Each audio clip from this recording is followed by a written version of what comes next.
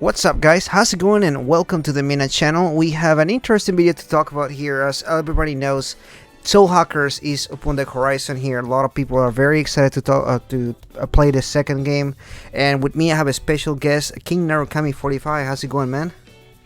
I'm good, Kiro. Thank you so much for having me back here. It's good to be a part of one of your videos again. And yeah, Soul Hackers 2 previews are looking pretty good, but I'll let you handle most of that. But I think for the most part, there's a lot of positive things about this. Absolutely.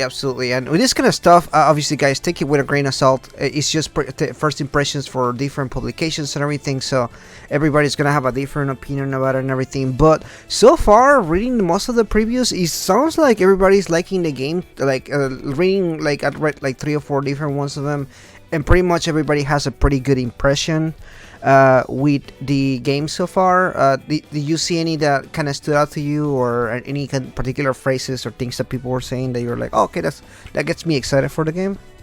There's a few previews that I was able to take a look at. Most of them were pretty much positive, like Noises Pixel, Siliconera, Mako Reactor, PlayStation Universe.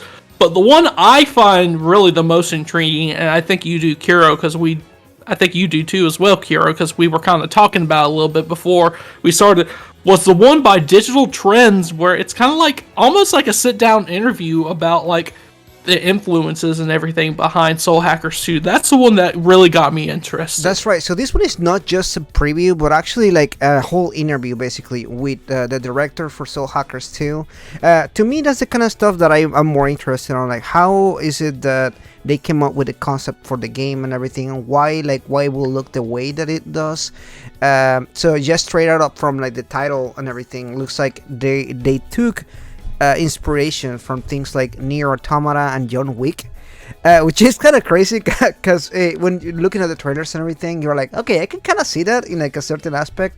It certainly does have like that cyberpunk, like but I like a pretty action heavy scenes too. Like all the different trailers we've seen and everything, there's a lot of like action in them and everything. And although Shin Megami Tensei does have like some action stuff and everything, the trailers does make it seem more, what do you call, like movie-like, if you will. Like there's like a certain aesthetic of like movie in it, and I mean it gets me really interested, like really excited to check out more about the game and everything. Obviously, we have not much more to wait for that. Did you see anything else in that particular article that caught your attention?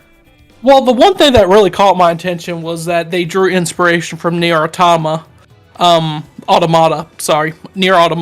What got me interested in that is because I believe that the team that made the Nier Automata soundtrack is working for the soundtrack for Soul Hackers 2, for what I'm hearing. Yeah, that's right. Yeah, it's you're really right. interesting that they made that comparison. And also, if Atlus can find some way to get Keanu Reeves in this game, that would be amazing too. Could you imagine maybe like an NPC that is just Keanu, like it looks like Keanu or something like that? That would be so funny.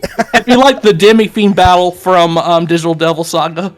Oh, imagine that. It'll be The secret boss. Oh man, that would be so good. Like oh man, Atlas, do it. Even if it's DLC, I'll pay for that. Oh my god. I would pay $50 for that DLC alone. That is really interesting. So far, besides this particular article, most of them are like fairly positive. You know, just kind of commenting on the game itself, comparing it to Shin Megami Tensei, the franchise.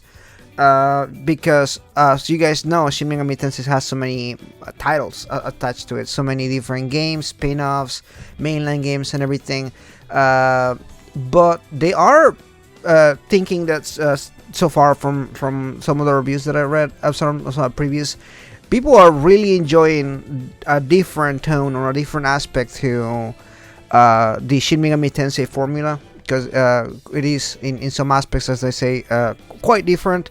But it says a simple spin-off to one of Atlus' most successful franchise by PSU. That's kind of how they start their article here, kind of talking about how it does return to that staple of Shin Megami Tensei formula, but they do kind of different things to it and everything. And you can see that from the trailers and everything, how different it is. And that gets me excited as well. Like, it definitely has like its own like colors and tone and everything. It's not just Shin Megami Tensei, with Shin Megami Tensei stuff on it. It makes me excited. Very, very interested here. They did mention some negatives, which is interesting as well, that particular PSU article. They mentioned they have some uninspired dungeons and boring exploration. I guess it really depends. Now, the previews only shows very early stuff. I think they're only allowed to talk about maybe the first dungeon and everything. So I'm not sure much as far as whether that changes later on or not. Gets me maybe a little bit worried on that sense. Does that worry you at all? I mean, everyone's opinion is the same. For what I've seen, most of the previews are positive. I mean, of course, some people are going to have nitpicks, and of course, there's already people that already fucking hate this game already. Yeah, right. They saw hasn't the even first released. trailer. Yeah, exactly. They saw the first trailer, and they saw it, and they're like, okay, maybe that's not a game for me. It's like what you said at the beginning of the video, Kuro. Take everything with a grain of salt. Now, if they do bring up good points, and maybe the dungeons, the explorations could be bland in the final game, we don't know that yet. We'll know on August 26th. Right, exactly. And everybody's gonna have a different take on that. I remember a lot of people. For example, Shin Megami Tensei 3 is my favorite game of the Shin Megami Tensei franchise, and it has some dungeons that I know a lot of people hate. Hell, my favorite Persona game is Persona 3, and everybody fucking hates Stardust. So that's just one of the many things about a game, right?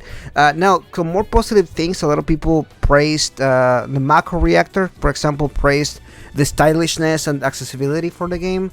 That it gets me excited. I actually really love the way the game looks. It does have really cool aesthetics, really cool looks, and all that. So I'm excited to see what that all entails too, and everything at the end. But yeah, I think they even praised combat exploration. That's pretty funny. One article complains about exploration, but Mako Reactor actually, on the other hand, says that combat exploration feels mostly great. So it's really interesting, right? So like we were talking about taking things for a grain of salt. Some people are taking that rather they don't like the exploration, and then some people are like, I actually really love the exploration. So that's really interesting to see. Even between articles, there are people with way different opinions on that regard.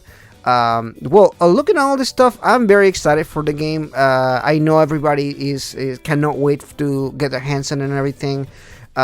It's been a road through this. Was there any other things you wanted to add about what we've seen so far? Anything that caught your mind or anything?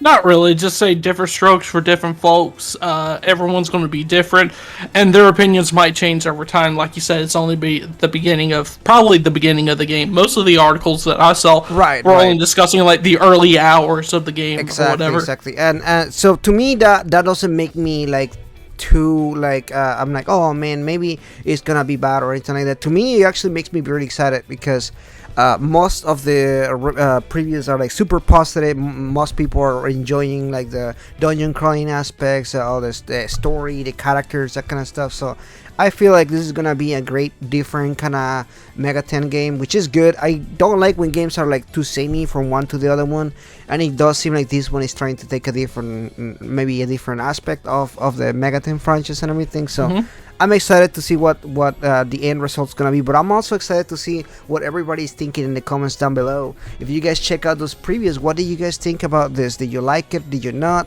Is it something that is getting you excited for? Let us know in the comments down below. I want to thank King Narukami 45 right here for coming today and hanging out with me a little bit, kind of talking about those previews. So if you guys want to check out his content, there's gonna be a link in the description down below, and definitely subscribe to the channel as well. Anyway, thanks so much for watching this, guys, and we'll see you guys in the next one. See ya.